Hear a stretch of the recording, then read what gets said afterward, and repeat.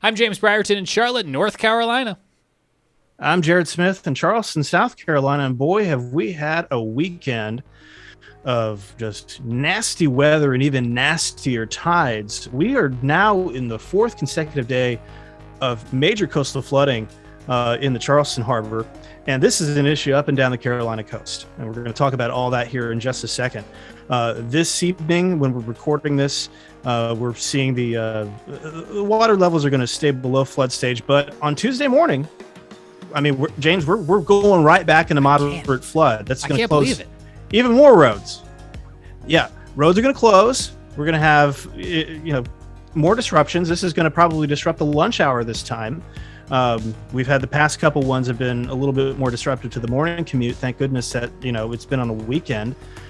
So at least that's something there. But you can see here that we've had, 3 straight days of top 15 tides, including the setting a top 10 tide Sunday at 8.51 feet. So suffice to say, it has been quite a tidal adventure here over the last few days, and that continues to extend up the coast. And again, if you're looking at the Atlantic coast here at Spring May Pier at Myrtle Beach, they peaked at 8.33 feet, just shy of their moderate flood stage on Sunday. And that ended up being the highest tide of the day for most people, and that's really not what we were expecting. And we were expecting that to be Saturday, but it ended up being Sunday, which was kind of mind-blowing for a lot of people. Johnny Mercer Pier at Wrightsville Beach, several days of tidal flooding, including the 5th highest water level on record at 7.75 feet. Atlantic coast at Beaufort Moraine Lab, 3 consecutive days at least of moderate flooding here, peaking at around 6.04 feet earlier on Monday, and another day of at least minor flooding Tuesday morning. This coastal low is relentless. And it very well may just be just the aftermath of it too. I mean, again, this is just the residual water levels from several factors: wind, astronomy. We just came out of the new moon. So there's a few other factors there, but now I think what we're just dealing with is just the water loading, just from several days of churned up seas here. And you see at the Atlantic coast at Duck, 5.8 feet. Is that 5.6, 5.8 feet? Tuesday morning still.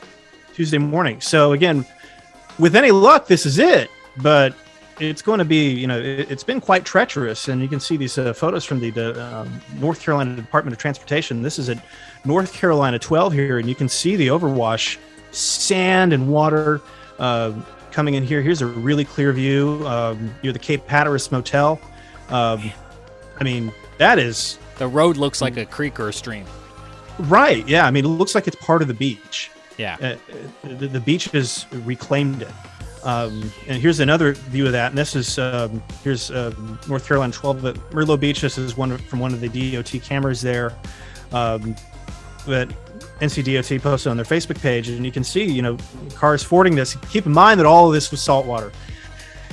Not good. If you got futures and car washes right now, cha-ching, because I'll tell you what, it's a lot of people are going to need some undercarriage washes after all this. It's been just quite an adventure in a bad way for most of us. The good news is that, again, this is going to be coming to an end.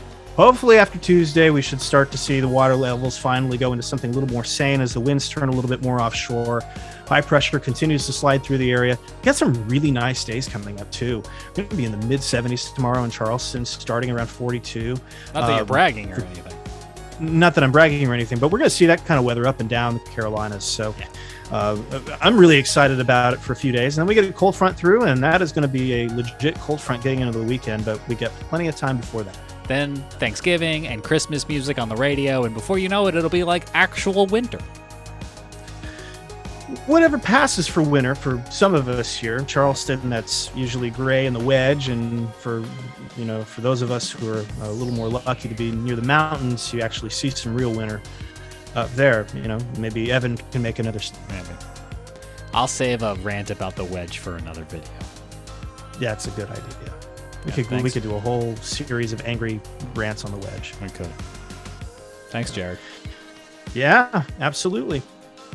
Like and subscribe to us here on the Carolina Weather Group so you can hear us rant about things like the wedge, or check out our weekly Wednesday night show where we talk to newsmakers in the science, weather, technology, industry, and more. Not just for the Carolinas and beyond.